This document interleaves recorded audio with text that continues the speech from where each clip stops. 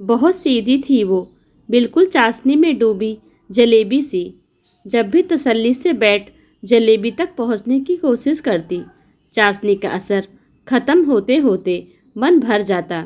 सुना है जीवन घर के नाम कर दिया था, ना कहीं निकलना, ना किसी से मिलना, ना ज़्यादा किसी से मतलब, सीधी साधी पति और बच्चों के लिए करने में आनंद लेने वाली वो भली और उनका घर भला। ऐसा ये कहते थे। मैं सुगंधा उनके सीधेपन को शादी के इतने समय बाद भी समझ ही नहीं पाई। आज बस एक ही वाक्य उनकी विशेषता में निकलता है, सीधी हैं, सीधी बनने का नाटक करती हैं, बेवकूफ़ हैं या अति चतुर। कुल मिलाकर आज भी मेरी समझ के बाहर है।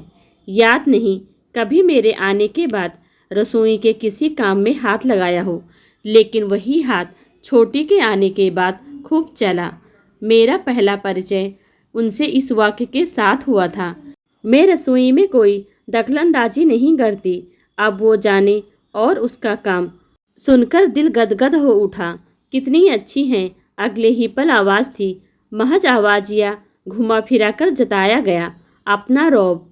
हम दूध हमेशा फ्रिज की ऊपर वाली शेल्फ पर ही रखते हैं। सुबह पापा दूध ढूंढते रह गए। तुम सुबह चीनी का डिब्बा भी न जाने कहाँ रख गई थी। पापा को दूध फीका ही पीना पड़ा। दूध जगह पर रख डिब्बों की तरफ नज़र घुमाई। सामने ही तो हैं। कह नहीं पाई कि साइज के हिसाब से अरेंज किया है। चीनी पत्ती के बीच 2 दालें आ गई थी। नई नवेली दुल्हन थी। रोज़ किसी न किसी का आना जाना लगा रहता। वो बैठकर बड़ी चतुराई से बातें करती और मैं उनसे छुपी उस भोली भाली महिला को खोजने की कोशिश गौर कर रही थी। जब भी कोई मिलने आता है, उनकी हर बात के बीच एक प्रश्न कॉमन रहता है, आइए आइए, बहुत दूर से आई हैं, थक गई होंगी। हाँ, समय लग ही जाता है। अरे अरे, 2 बस बदली होगी। हाँ, सरोजनी नगर से दूसरी पकड़ी। मैं सुगंधा उनकी चतुराई की कायल मन ही मन सोचती कि ये ऐसे ही कहते हैं। मम्मी जी तो कितनी होशियार हैं, सारे रास्ते जानती हैं। बैठे बैठे शासन चलाने का हुनर भी है। वही कॉमन 3 प्रश्न दिन के हर एक से रिपीट होता। आज मैं तीसरी बार सुन रही थी, आइए आइए, कैसी हैं, रास्ते में परेशानी तो नहीं हुई, दूर भी तो है, 2 बस बदलनी पड़ी होगी। नहीं नहीं भाभी जी, हमारा घर ज़्यादा दूर ना है, बस रिक्शे कियो और पहुंच गए। तुम्हारा तो भाई साहब के साथ आए दिन आनो हो तो। खैर तुम्हारो दोस्त ना है, तुम सीधी साधी कभी अकेली निकलती ही ना हो। ओ तेरी, आज समझ में आई चतुराई। ये रास्ता जानती नहीं है। 2 बस बदलनी पड़ी होगी तो इनका तकिया कलाम है, जो मुझ अज्ञानी के सामने इन्हें चतुर दिखाने में सफल रहा।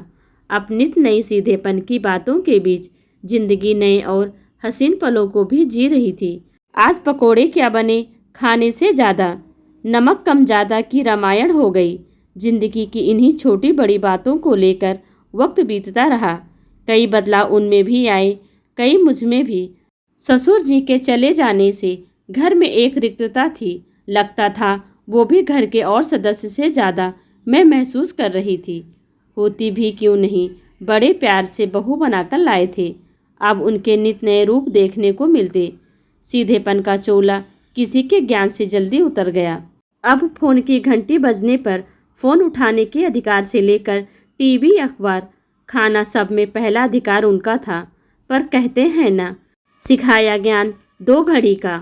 मन करता कह दूं, सारा समेटकर कहाँ जाओगी, लेकिन दिल को मना लेती। शायद सच में सीधी हैं, पहले कभी ये अधिकार नहीं मिले, इसलिए उन्हीं से अपना अस्तित्व जीवित रखना चाहती हैं। आज तो हद ही हो गई। जब बैंक से फ़ोन आया, हेलो, मैं बोल रही हूँ मैडम, हमें रमाकांत जी से बात करनी है। नहीं है वो। कहाँ गए? चले गए। कहाँ? पता नहीं। आपको बताकर नहीं गए? नहीं। फिर भी उन्होंने अपनी दूसरी दुनिया बसा ली है।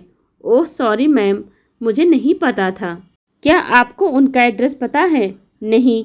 आगे से फ़ोन मत करना। वार्तालाप बहुत देर तक जारी रहा, जिनमें उन्होंने खुद की बिंदुता दिखाने में कहीं कमी नहीं छोड़ी। उनकी बातें सुनकर हमारा भी दुख के बदले हंसी से पेट दर्द हो रहा था।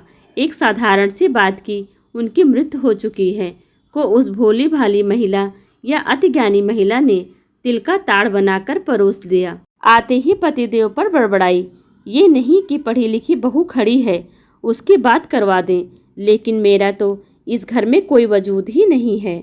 जानते हैं, उनकी बातों से बैंक वालों ने सोचा होगा कि वो इन्हें छोड़कर किसी और के साथ, कहिए ना कुछ, किसी भी बात का जवाब नहीं देते। पतिदेव मुस्कुराए, सुगंधा, तुम्हारी महक इस घर को महकाए रखती है। तुमने कैसे सोच लिया कि तुम्हारा वजूद नहीं? मैं आज भी वही कहूँगा, बहुत सीधी हैं वो। चतुर होती तो क्या इस तरह की बात करती? परिवार में हमेशा पिताजी का शासन रहा और वो सदा अपने वजूद को तरसती हैं। आज जब कागज़ पर उनके साइन करवाए जाते हैं, आने वाले उनसे मिलने आते हैं, उन्हें लगता है अब वो अधिकार सारे उनके हैं जो कभी पिताजी के पास थे। यही नहीं, मैं ये देख रहा हूँ कि तुम भी उन्हें अच्छे से समझने लगी हो, तभी तो हर बार उनकी चतुराई में उनका सीधापन ढूंढ लाती हो। जीवन इन्हीं मिलीजुली खट्टी मीठी बातों का गुलदस्ता है जिसे तुम यानी सुगंधा को अपनी महक से बरकरार रखना है। आज सुगंधा की शादी को 30 साल हो चुके हैं। सासू माँ आज भी बहुत सीधी हैं और सारा सीधापन सुगंधा के आगे ही दिखाती हैं। अजी भाभी जी, बहू ने मिठाई बहुत अच्छी बनाई है। हाँ, अच्छी बनाने लगी है। 30 साल हो गए शादी को, अब जाकर बिल्कुल मेरे हिसाब का सीख पाई है। सुगंधा को मीठी और भोली भाली मुस्कुराहट सास से मिली थी। सुगंधा आज भी वहीं उलझी थी। ये सीधी हैं, सीधेपन का नाटक करती हैं या चतुर हैं? सारी सोच परे रख मंद ही मंद मुस्कुराई। ये भी ना, सच में सीधी हैं, चाशनी में लिपटी जलेबी सी, कभी नहीं बदलेंगी।